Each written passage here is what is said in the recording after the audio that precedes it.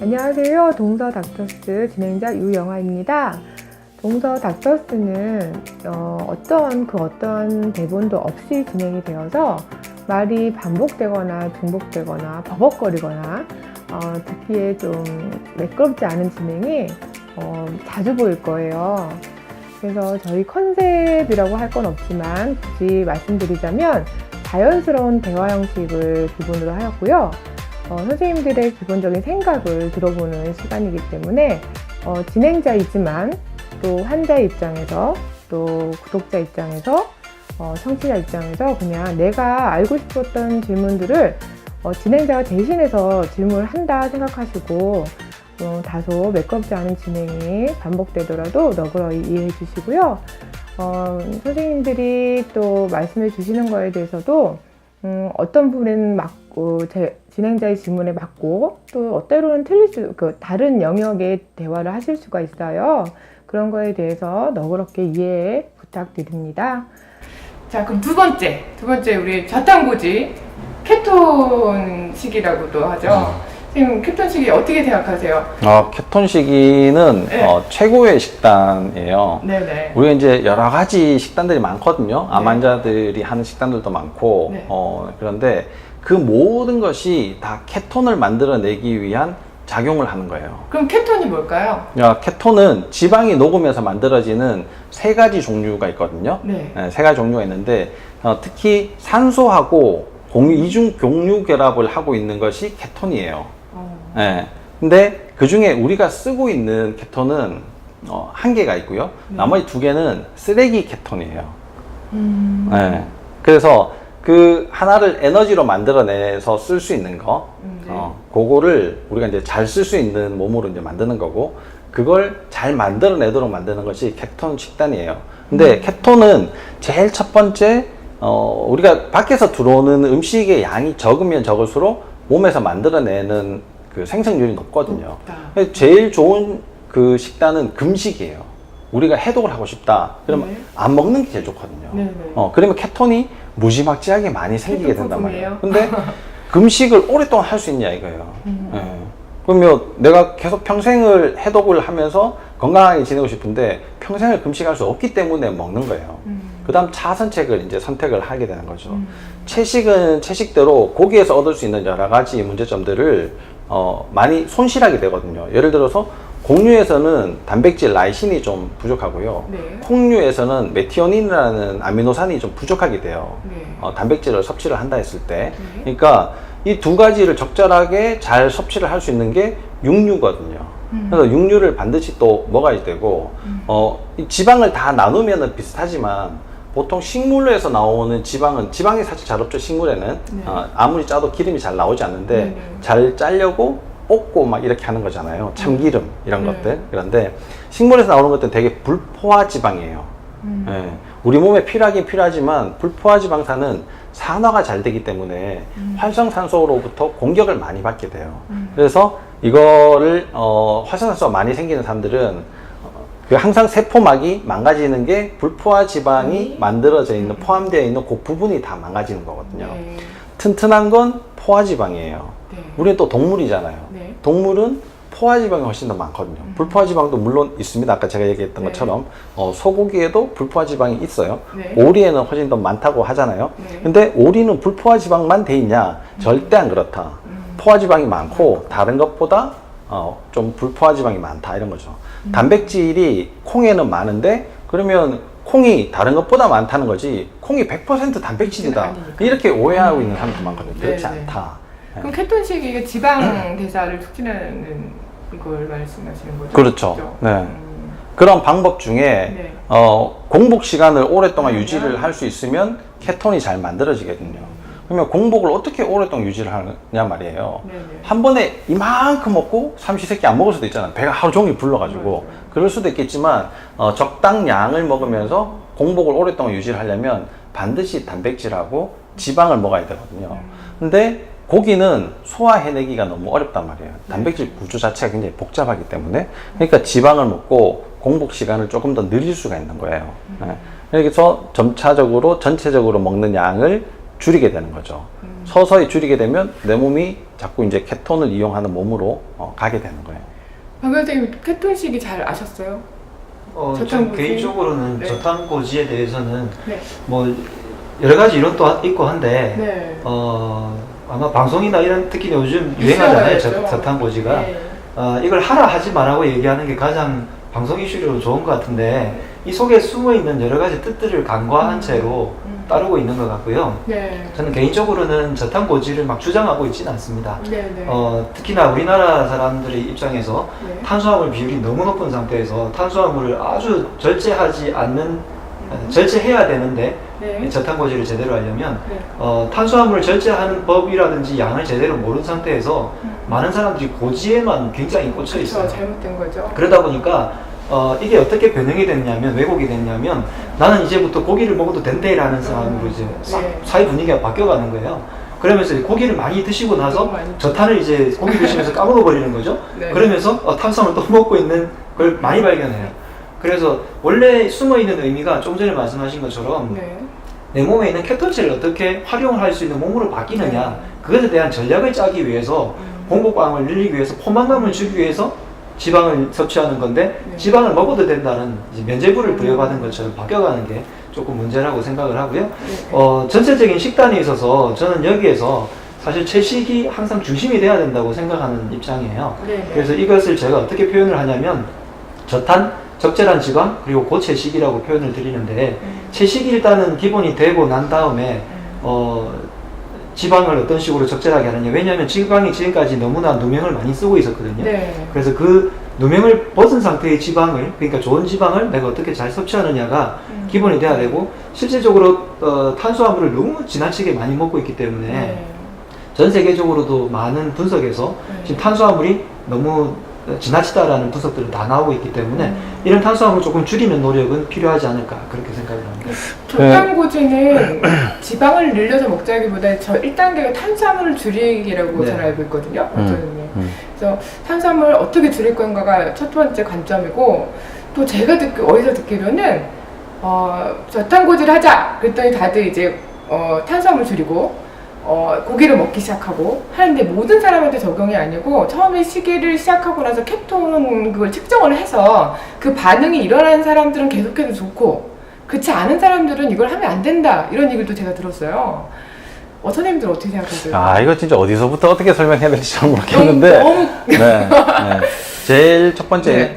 탄수화물을 많이 먹는 식단은 맞아요. 우리가 네. 맞는데 그러면 그 탄수화물의 구성을 한번 보자는 거예요. 네. 그 구성이 대부분이 지금은 설탕, 밀가루, 과일, 음료수가 아주 많은 부분을 차지해요. 네. 사실 그것만 빼버려도 다 탄수죠. 저탄이 자연스럽게 돼요. 네. 탄수화물을 줄여라 하니까 사람들이 제일 처음에 생각나는 게 그러면 밥 먹지 말아야지 되나요?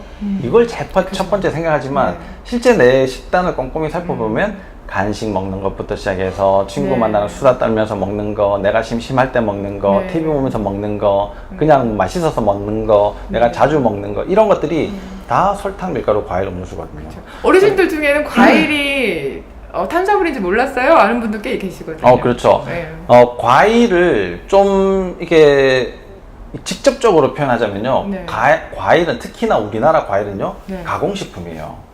그죠. 왜 가공식품이냐? 설탕 주사도 넣고. 그렇죠. 어떻게 예뻐지고, 어떻게 커지고, 어떻게 달아지냐는 거예요. 네네. 물론 품종의 개종도 있기는 해요. 하지만 대부분은 옛날에 그 가수원에서 키웠던 그쵸. 그 나무에서 더 커지고, 더 예뻐지고, 맞아요. 더 달아지거든요.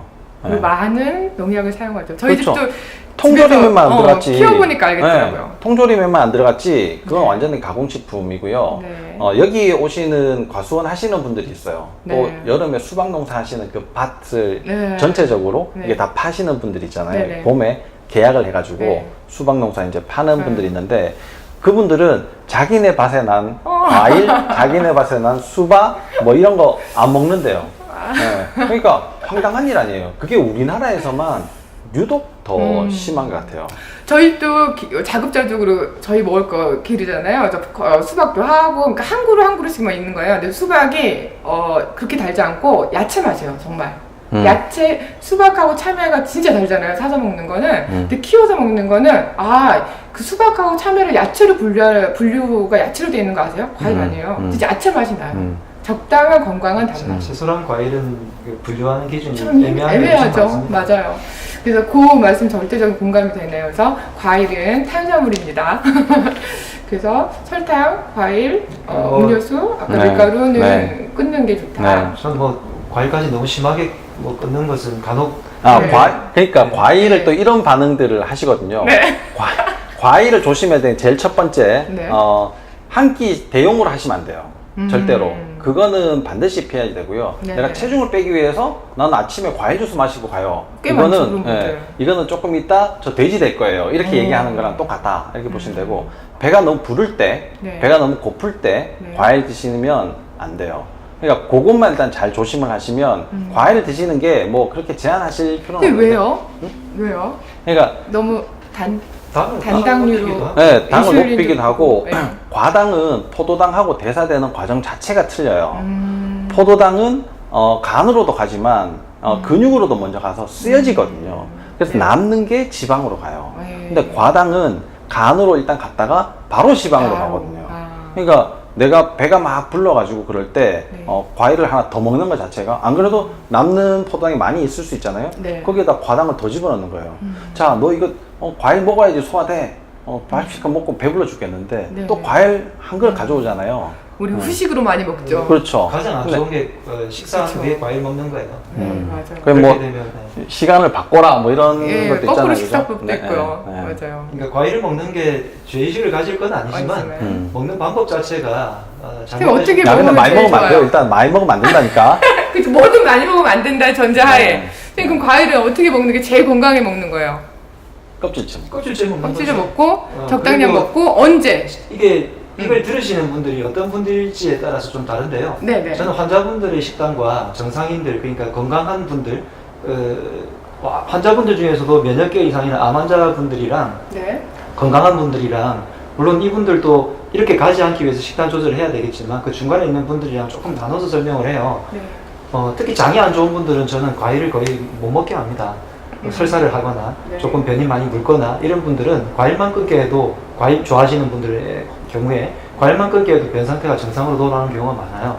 근데 특히나 그분들이 과일 먹는 습관을 들어보면 과일 알맹이들 위주로 먹거든요. 네. 과일 껍질을 드신다는 분들이 별로 없어요. 과일은 제가 꼭 우리나라 과일 껍질은 좀 위험하지 않나요? 근데 사실 아무리 그러니까 식초로 글쎄요. 씻고 뭐 이런다 하더라도 모든 나라가 그럴 것 같아요. 농약은 직접 길러 먹지 않는 이상은. 글쎄요, 농약은 어쨌든 네. 농사 지으시는 분들의 말에 따르면 네. 분해가 잘 되기 때문에 잘 씻어서 어쨌든 그것은 개인의 이 판단에 따라야 될 것 같아요. 네. 어쨌든 저는 과일을 꼭 먹어야 된다면 그걸 깨끗하게 한다는 전제 하에서 껍질 위주로 조금만 드셔보시라고는 합니다. 너무 과일을 못 먹어서 왜 여자분들은 그거보다. 왜 이제 금단현상 생기는 분들 있잖아요. 더 과식을 근데 불러일으키죠. 특히 과일을 드실 때 많은 네. 분들이 식후에 드시는 경우가 되게 많아요. 식사 바로 직후에. 맞아요. 근데 그렇게 되면 저는 식사할 때 물국찌개탕도 가급적 먹지 말라고 네. 하거든요. 특히 수분이랑 식사를 같이 섭취하게 되면 네. 이게 소화기관을 굉장히 방해하고 네. 그 외에도 여러 가지 뭐 무게라든지 화학적인 변화라든지 이런 것들을 많이 방해하기 때문에 물기도 가급적 제한을 하라고 하는데 네. 과일은 거의 대부분이 수분 덩어리인데다가 네. 얘네들이 들어가게 되면 소화도 엄청 방해하고요. 포만감을 너무 빨리 불러일으켜요. 소화 시간도 다르다고 시간도 들었어요. 뭐 네. 엄청 그렇게 만들고 부패를 그렇기 때문에 일으킨다고. 식후에 사실 디저트 문화는 아주 조금 우리가 왜 한정식 집에 가면 네. 종지에 조그맣게 주잖아요. 그쵸. 옛날에 어릴 때는 그걸 보고 막 화를 냈는데 이거밖에 안 줘요. 맞아요. 근데 오미자차라든지 아주 차로 그냥 이까시마일 정도에, 아니면 과일을 굳이 먹는다고 해도 그냥 얇게 썬 거 그냥 한 조각 네. 해서 입맛만 내가 돌리는 정도로 하는 거지. 네. 과일을 먹으면은 왜 이렇게 한 접시 깎아가지고 야 이제부터 과일 먹자. 우리 빵 한 조각 먹어야지 이렇게 되는 경우는 좀 극히 위험한 네. 것 같습니다. 그 그릇 자체가 네. 바뀌었잖아요. 조선 시대하고 지금하고 이제 우리가 자체 전후 크기가. 세대를 네. 건너오면서 바뀐 게 예전에는 밥 사발이 훨씬 더 컸어요. 네. 국은 조그만 하고요. 네. 대신에 또 밥은 고봉밥이잖아요. 네. 이게 엄청 까칠까칠했거든요. 이게 뭐 물레방아로 찧어봤자 현미를 얼마나 뭐 몇 분도로 할 수 있겠어요. 네. 네. 그러니까 그렇게 먹는데 네. 넘기기가 힘드니까 국을 조금씩 찍어 먹은 거예요. 음. 네. 그러니까 국그릇이 조그만 하는 거죠. 네. 근데 이게 전후를 넘어오면서 공유가 이제 딸리게 되잖아요. 전쟁에서 무슨 뭐 밭이 어디 있고 다 황폐가 됐으니까. 네. 그래서 밥그릇이 줄어들게 돼요. 아. 네. 그리고 정량화 시키거든요. 그래서 한 공기를 크기를 다 똑같이 맞춰요. 그러니까 이게 크기를 크게 하면 걸리는 거예요. 네, 법적으로 걸려. 그래서 공기를 다 똑같이 하면서 하니까 옛날에 이만큼씩 먹던 사람이 요만큼 먹으면 배고프잖아요. 네. 그러니까 국그릇이 커지는 거예요. 점점. 예. 그리고 빨리 먹어야 되잖아요. 뭐 이렇게 다 말아가지고 막 같이 먹잖아요. 그러면 그릇이 커져야 되잖아요. 네. 그래서 국그릇이 크니까 지금은 공기 요만한 거에 국그릇은 이만한 거. 저는 밥을 많이 남겨서 밥 공기가 작아진 줄 알았어요. 근데 네. 라디오에서도요, 밥 반 공기 그냥 주세요는 공짜로 줘야 되는 의무가 있대요. 왜요? 밥 공기가 그만큼 작아졌잖아요. 아 진짜 말도 안 되네. 저 이거 라디오에서 상식편에서 저희- 들은 건데. 아버님 세대만 하더라도 네. 밥 한 공기가 거의 A4 용지만 한 그 철제 도시락을 싸들고 다녔어요. 맞아요. 예, 거기 거의 90%가 밥이었고요. 그렇죠. 네. 10% 소세지 들어가면 아주 잘 사는지 김치에다 김초가리비 이렇게 맞아요. 해가지고 그래서 빨간 그렇게 밥이 먹었단 되잖아요. 말이에요. 네. 그런 식으로 먹었단 말이에요. 그리고 옛날에는 그 활동량이 실제로 워낙 사료를 많았죠. 조사해봐도 밥그릇이 훨씬 크고요. 그 그릇은 찍어 먹는 용도였어요. 엄청 아마- 젊어 보이는데 엄청 옛날 얘기를 많이 안 해요. 두 분이. 반사다 보니까 네. 네, 근데 그 시대에는 간식도 없었고, 그게 관심은 많았죠. 뭘 먹었을까요? 예전- 그때 옛날에- 요즘처럼 가공식품 고열량 고칼로리의 간식이 없었죠. 어느 시대든 잘 먹고 많이 먹고 맛있게 먹기 위한 노력은 항상 불안했어요. 있었습니다. 사람이 욕구 중에서 식욕이 제일 중요했기 때문에 네. 과자 옛날에도 있었지만 요즘처럼 트랜스지방 네. 혹은 조미료 이런 덩어리가 아니다 뿐이지 맛있게 먹기 위한 노력은 끊임없이 있었습니다. 네. 그렇기 때문에 식단이 발달한 거고 음. 어떤 요리법들이 발달한 거고요. 요리법이라는 것 자체가 튀김 요리 같은 것도 맛있게 먹으려고 점점 발달한 거잖아요. 네. 네. 자, 이렇게 가니까 너무 길어지지만 그래도 우리는 그냥 말 끊지 않고 흐름대로 갈게요. 근데 저탄고지 중에 첫 번째는 탄수화물 어떻게 줄이냐 이거에 맞잖아요. 그 말이 나온 김에 선생님 과일 얘기가 나온 김에 꿀, 설탕 다 같은 거잖아요. 근데 꿀은 좋다. 꿀은 괜찮아. 몸에 좋은 거야. 이런 말 너무 많아요. 근데 꿀도 단당류란 말이에요. 단당류란 말이에요. 이당류. 이당류인가요? 네, 아무튼 그것도 안 좋을 것 같은데 선생님들 두 분 생각은 어떠세요? 꿀이 좋다 나쁘다?